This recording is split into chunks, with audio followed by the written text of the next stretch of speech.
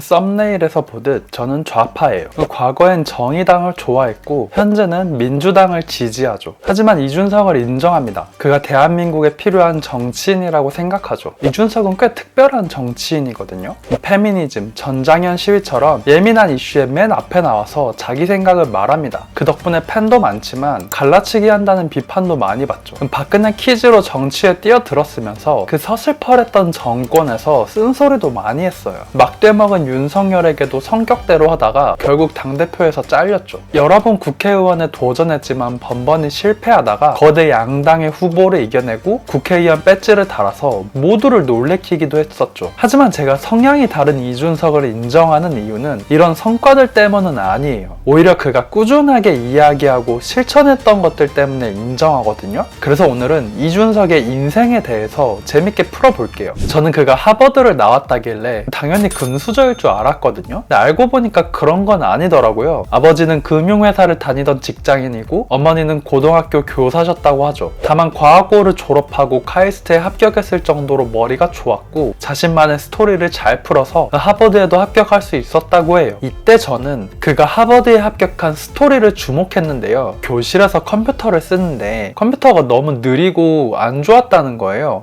보통은 여기서 불평만 늘어놓고 끝나잖아요. 근데 이준석은 이걸 해결해야 할 문제로 바라봅니다. 그래서 당시 부산 게임 축제에서 컴퓨터를 홍보하던 삼성에 연락해서 혹시 남는 컴퓨터가 좀 있으면 기부해달라고 말하죠. 그러자 삼성 담당자가 학교에 연락을 해서 진짜 필요하냐고 물어봤고 결국 학교에 최신형 컴퓨터 12대를 들여왔다고 해요. 이런 자기만의 이야기를 잘 풀어서 하버드에 합격할 수 있었고요. 제가 이 에피소드를 말하는 이유는 이준석의 본질이 담겨있기 때문인데요. 어릴 때부터 자신만의 문제의식이 있었고 사람들에게도 자신만의 문제의식이 있어야 한다는 걸 계속 강조해요. 더 자세한 이야기는 뒷부분에 풀어볼게요. 하버드를 졸업한 이준석은 병역 문제를 해결하기 위해서 한국에 돌아와 산업요원 근무를 했는데요. 돈 버는 일을 따로 할 수는 없어서 봉사활동을 했다고 해요. 과학고를 나왔던 후배들과 교육봉사 단체를 만들었는데 이 봉사활동이 인생의 전환점이 됩니다. 어느 정도냐면 공부의 신 강성태와 청와대 표창장을 받았을 정도로 두각을 드러냈었죠. 그럼 어떤 성과를 냈느냐? 저소득층 학생들에게 수학을 가르쳐서 성적을 굉장히 높여줬다고 해요. 독특한 건 학생들을 가르치는 방식인데요. 처음 학생이 오면 문제지를 주는데 이걸 다 풀 때까지 몇 시간이 걸리든 집에 보내주지 않았다고 해요. 학교에선 시간만 때우면 집에 갈 수 있지만 이곳에선 가혹하리만치 공부를 해야 했던 거죠. 저는 이게 왜 특별하다고 느끼냐면 저소득층 대상으로 교육 봉사를 한다면은 뭔가 더 착해야 할 것 같은 느낌이 들거든요. 뭔가 좀 더 사정 봐주면서 말이죠. 근데 정반대의 접근을 하는 거예요. 나는 너가 이만큼 할 걸 기대하고 그러니까 고통스럽더라도 열심히 노력해서 따라와봐. 이렇게 하면 나가 떨어지는 학생도 많겠지만 누군가 관리가 필요했던 학생이라면 좋은 기회였을 거라고 보는데요. 저는 이 교육 봉사가 이준석의 복지에 대한 밑바탕을 형성했다고 봐요. 예를 들어 민주당에선 청년수당 같은 현금성 지원 정책을 펴잖아요. 근데 이준석은 이런 정책에 반대합니다. 그럼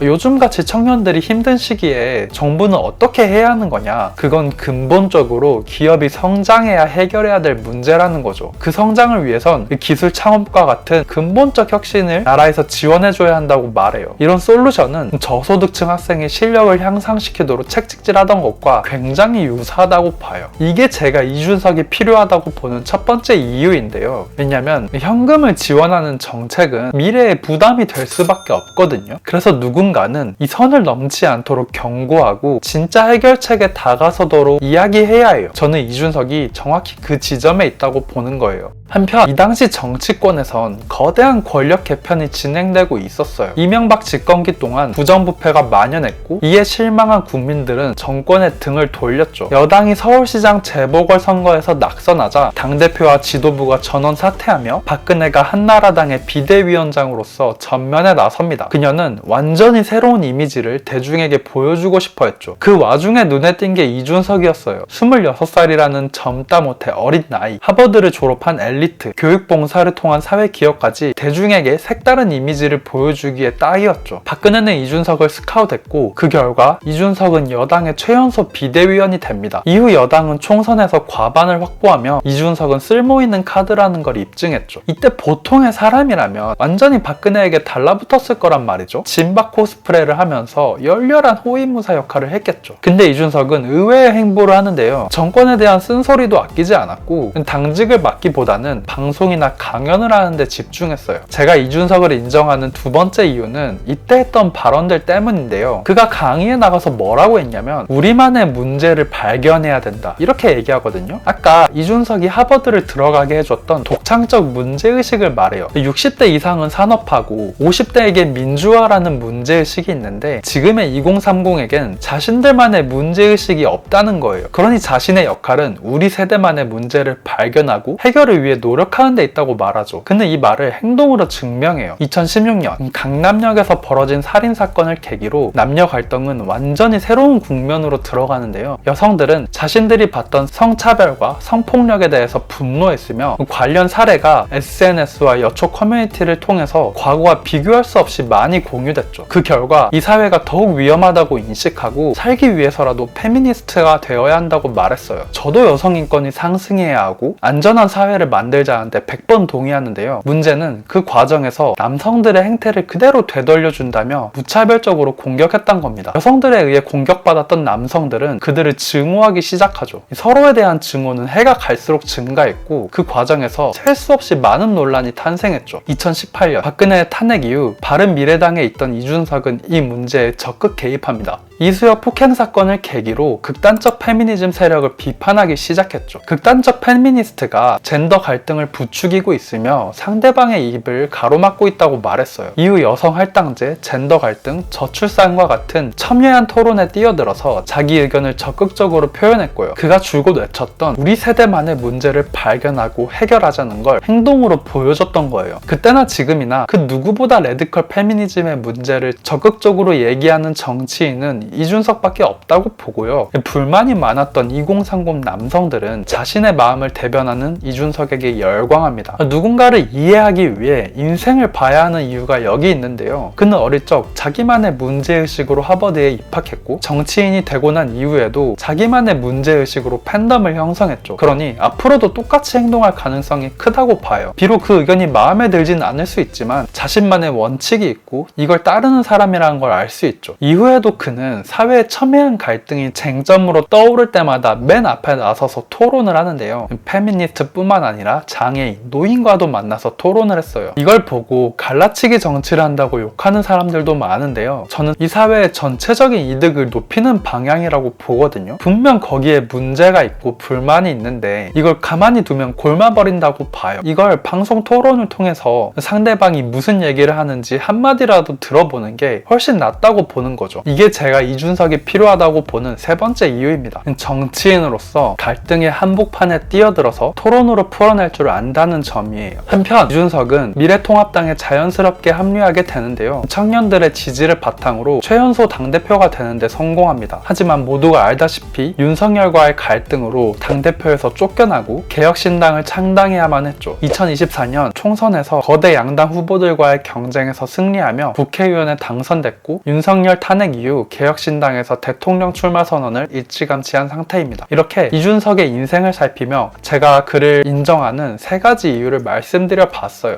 장점 위주로 설명하다 보니 칭찬만 하는 느낌이 있는데요. 물론 비판받을 점도 많습니다. 권위에 저항하던 그가 권위를 얻자 강압적 면모를 보이고 정치적인 책략을 쓰다가 선을 넘지 않았냐는 의혹을 받죠. 하지만 내란을 옹호하고 권력에 기생하는 국힘 주자들에 비하면 100만 배 낫다고 봐요. 아니 그럼 이준석이 그렇게 좋으면 뽑으면 되는 거 아니냐고 할 수 있는데요. 제가 이 사회에서 가장 분노하는 지점은 기득권의 불공정한 행태예요. 이 대장동이 대표적인 사건인데 이 토건 세력이 정관계 로비를 통해서 어떻게 부를 축적하는지 보여준 사건이거든요. 그런 일들이 수십 년간 대한민국에서 반복돼 왔고요. 이재명은 공공의 이익을 극대화한 유일무이한 시장이었기 때문에 토건 세력이 기를 쓰고 죽이려 든다고 봐요. 이에 대해선 제가 저번 영상에서 자세히 다뤘으니까 궁금한 분은 한번 보시길 바래요. 아무튼 오늘은 대선주자 특집 2탄으로 이준석에 대해서 이야기해봤습니다. 재밌게 보셨다면 구독과 좋아요 부탁드려요.